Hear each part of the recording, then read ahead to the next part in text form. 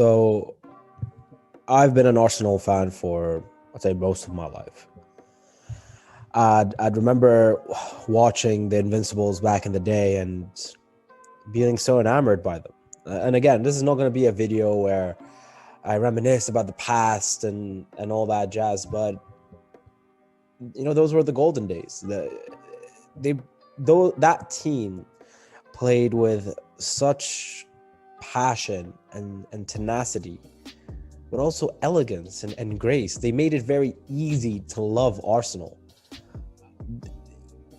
You wanted to be them, you wanted to watch them, you wanted to support them just because the style of play and more importantly, the results were so admirable to see, that you can play nice football and good football and kind of the right way of football at that time. And obviously the architect of that great team is Arsene Wenger, who will go down as one of the most influential managers of not just Arsenal or the Premier League, but of global football. He was really a pioneer at that time, to be more focused on player well-being. That encompasses their diet, their emotional health, their mental health. Everything that we kind of deem as best practice and common practice today, he saw 30 years ago, and so no one is doubting his genius. And so when his time started coming to an end, everyone was very appreciative, but I do think that year was the right year for him to go. I'm not going to sit on a high horse and pretend I wasn't a Wenger out fan. Not that I didn't appreciate him, and I still do to this day. I just felt, you saw all these other big teams starting to elevate a bit more, and I think as fans we attributed that difference to him rather than what was happening behind the scenes. And so I remember that summer we were linked to so many big names, so many different people. Even Pep was in the mix. And there was a buzz of excitement. It's a new era, it's a new dawn. And I remember that summer we announced our new coach so quickly. It's as if they just rushed it. And that coach was Unai Emery. And with Unai, I think he was the right coach just at the wrong time. He inherited a lot of deadwood, a lot of issues, either financial issues that limited his transfer budget, or just player egos. The gradual demise of Ozil and I believe Sanchez back then. But yeah, nothing really was set for him to succeed, and it really pained me when I saw all these Arsenal fans argue with him and or make fun of him and with the good evening and stuff like that. I mean, at the end of the day, he was trying. He came from a different culture and a different place, and this is his first time managing in England, and the guy was trying to learn English. So I don't think we as Arsenal fans also made it easy for him to integrate. But even then, in his first season, he did fairly well. We finished top 6, knowing the issues that he inherited. But unfortunately,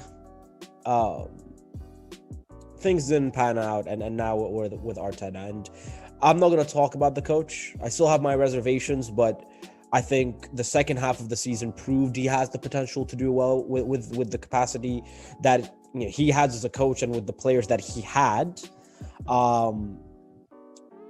But my issue as a fan is not necessarily about the coaching or the talent, but just so more the organization itself. When back in the Invincibles era, there was a very clear set of values, a specific style of a club, a specific direction that you felt that Arsenal were heading towards, or the values that you felt they were truly upholding. Even with the sort of players we were signing, like Vieira, for example, he came with fairly, not a world beater for a pretty small fee.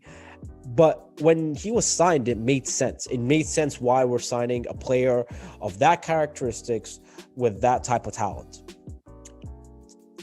Now it just nothing really makes sense. I mean, I think over the past 3-4 years, Arsenal unfortunately abolished a very data-driven analytics approach to scouting, recruitment, etc., to this Brazilian, Asian recommendation kind of ethos and perspective and approach. And the three most notable players that came out of this approach were Martinelli, David Luiz, and William. And I'm saying them in that order because that is probably the order of success or impact that those three have created. I mean, Martinelli has already become a fan favorite. You can see his drive, you can see his hunger, and potentially that's partly because he came from a fairly unknown place, and so he feels this is really his time to shine and make a mark, and this is his moment. And I think the fans love that. The fans love that hunger. They love that energy. They love that work ethic, both off and on the pitch. Arteta has told him directly part of the reason he's not playing him as much because he wants to work on his finishing. So the kid would practice his finishing for hours after training just by himself and with another coach, just because he wanted to get better. He has that hunger. Then you have David Luiz, who's been okay. I don't think overall I can say too many bad things about him. Clearly, he was very well liked and respected in the locker room just by seeing all the social media posts that all the players have done for him as he announced his departure from the club. And last but not least is William, who just I don't have anything else to say that hasn't already been said. It's unfortunate that it hasn't worked out because on a good day, William can be a very good player, but it just didn't make sense. It didn't make sense why you're playing someone who's 30 plus years old, who's lost a bit of flair, who's lost a lot of confidence, and not give guys like Reece Nelson more game time. It does not make sense to me. I know Reece specifically has been dealing with injuries on and off, but when he is healthy, give him some game time. Give him Williams game time. It does not make sense to me at all why William is earning £200,000 a week, which makes him one of the highest earners in the clubs, and with that level of output. But again, the main issue I have as an Arsenal fan is just what is the logic that we're following in our transfer windows. Right now, Xhaka most likely is going to be locked in as a Roma player within the next 48 hours. Arsenal as a club have invested 4 to 5 years honing this player, coaching him, mentoring him, weaving out all his mistakes, elevating him to a much better player than he came in. Overall, I wouldn't necessarily say he's a world beater, but he's definitely a solid midfield option. And just when he was finding his feet, and Arsenal post all these videos of him being a leader on the pitch and giving people instructions and providing that guidance, we then sell him to Jose Mourinho, who's always criticized Arsenal. That does not make sense. And even if you were going to sell him, fine, sell him. To those who are kind of Xhaka skeptics, you're probably a huge fans of this decision to sell him. But why are you selling him for 18 million? We signed him for around 30 to 35. Now he's supposedly at the prime of his career as a kind of late 20s midfielder, especially central midfielder, who usually at that time is really when they kind of have a right feel for positioning and when to defend, when to attack, just because they've amassed so much experience. Gundogan is a great example of that sort of player in that golden period of their career where they've just kind of finally got it now about their own brand and their own positioning and their own influence on the game. But just when he was starting to find that, we sell him, and we're linked with every midfielder in Europe. It doesn't make sense to me. And the part that doesn't make sense to me necessarily isn't us trying to find replacements, but just the type of player we're getting. So the three big names that we're currently linked with as of right now is Basuma from Brighton, Ruben Neves from Wolves, and Hossam Aouar again. Three very different type of players. And I'm going to exclude Aouar because I believe he's probably the replacement for Odegaard, who I actually believe is probably the best. That decision to get Aouar instead of really going for Odegaard is a decision I'm actually for. I think Odegaard during his loan was okay, but I believe he probably shined a bit more than he should just because we were so hungry for any form of creativity. When he did something, it was like, wow, amazing. And so that just takes us back to kind of that central area between Basuma and Ruben Neves.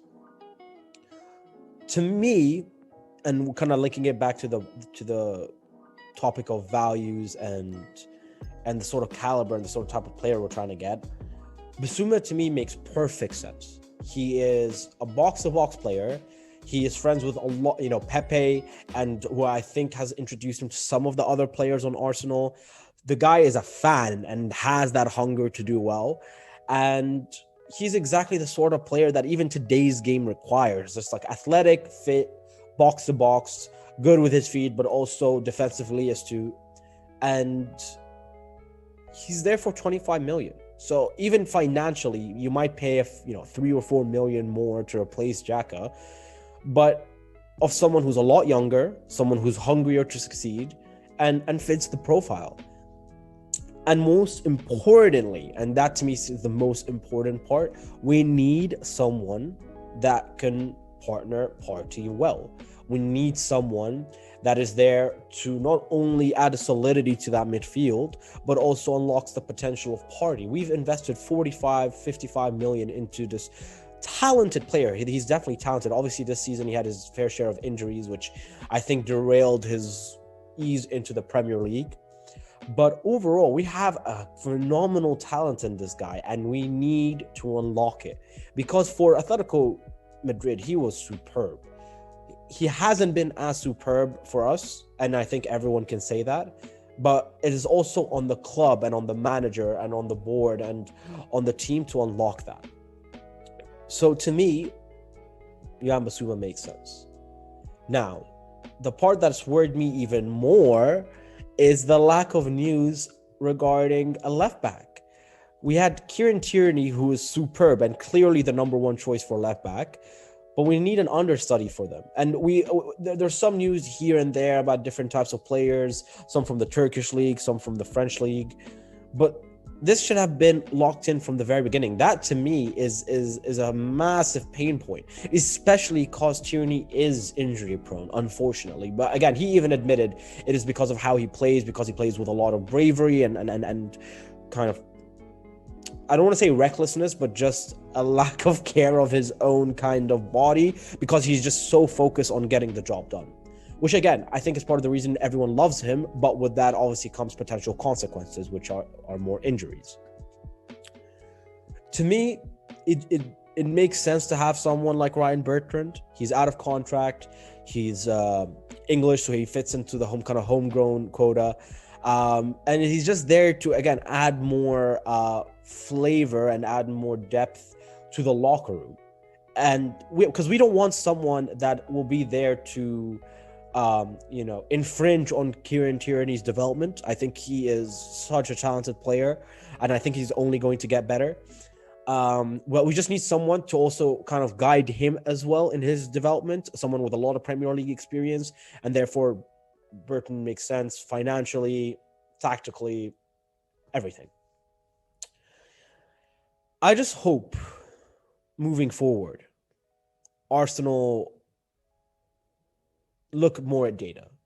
I think there's been a lot of changes in their backroom staff. Some of it is because of corruption. Some of it is just because of perspective. And I think The Athletic had a really good article on this where a lot of it is just lack of experience. I mean, Edu came in with not much experience previously. The rest of the backroom staff didn't come with much experience previously. Even Arteta, he was an assistant coach to Man City.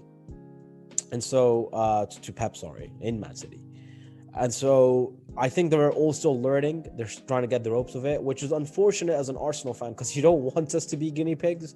But at the same time, I think this is the make it or break it year. I think Arsenal fans as a collective are getting to such a boiling point regarding the status of our club that they just need to be more careful with their signings.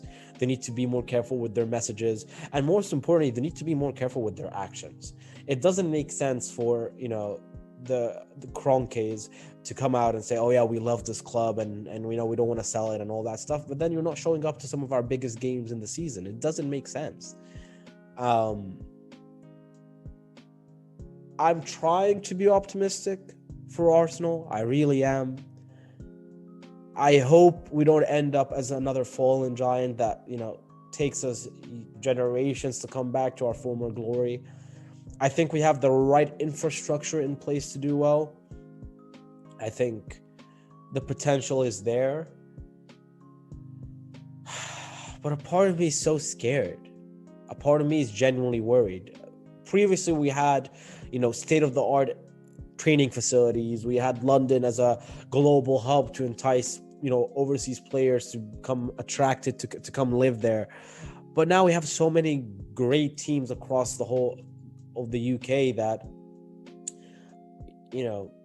Leicester now have a state-of-the-art training facility. Wolves have their whole Portuguese theme that, Ruben Neves, for example, if he was to come, why would he leave such a, homogenous locker room? You have great coaches scattered all across the table, from Pep to even Solskjaer and Tuchel now, and it's just hard to see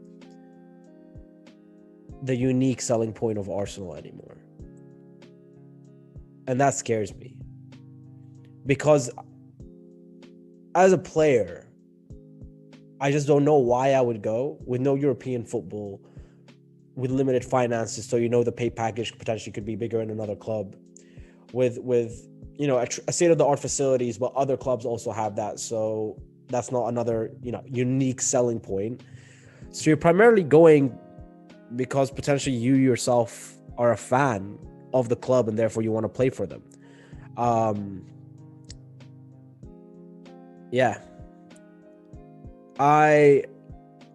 going to be patient. I'm going to wait. But at the same time, I don't know how long Arsenal fans can be patient for. Good luck, Arsenal. If you want more rants like this, feel free to subscribe, like the video. Knowing my luck, I'm most likely going to be ranting some more about Arsenal over the next few months, probably with frustration. Hopefully not, but probably with frustration. And yeah, see you soon.